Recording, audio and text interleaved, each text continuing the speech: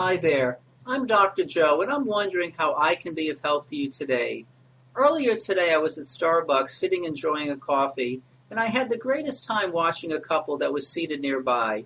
This man and woman had to be in their late 70s or early 80s, and what captured my attention was the fact that they are clearly intimate with each other.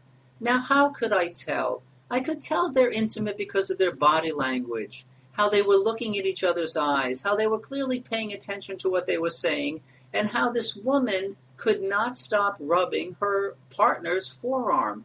It was truly a magical moment that I very much enjoyed. It had me smiling inside and out, and as I drove over to my office later in order to catch up on some work, I started thinking about where, oh, where has our intimacy gone? For those of us in relationships, where has it gone? Can we sustain it? How do we lose it? How do we get it back? These are some of the thoughts that are literally swirling through my mind. It's because I think intimacy is crucial in a relationship. And yes, I'm talking about overall intimacy, of which a happy, fun, healthy, frequent sex life is important. But I'm talking about global intimacy because I think once you lose that sense of intimacy, you are in trouble and you have to fight to maintain it.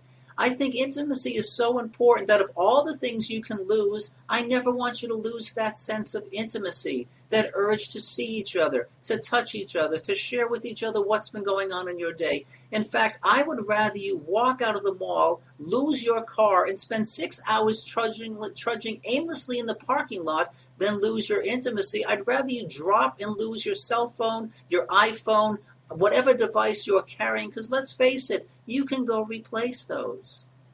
But when you lose that intimacy between you and your partner, the loss is much, much greater. So what can we all do to protect it? Where can we find the time? We're so busy. We have so many appointments. We have so much stress. It is so easy to put each other on the back burner. I think the secret is about time.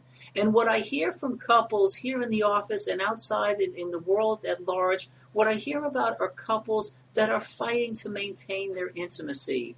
Lots of couples, and you may be doing this as well, are having date night on Wednesday night so that no matter how busy you are, on Wednesday night you are together. There are couples that no matter how busy they are with work and family and all their commitments, they are spending an hour or two on the weekends together.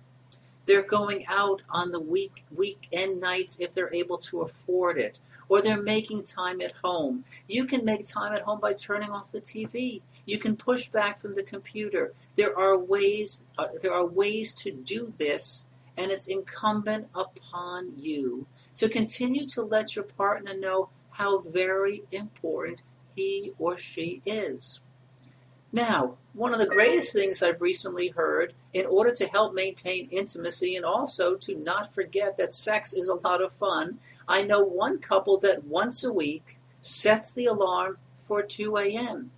And although I thought this was a little bit far-fetched when I heard about it, these folks that I know have reported to me that that hour or longer between 2 a.m. and 3:30 a.m. early Thursday morning is among the best sexual, close fun they've had in 20 years.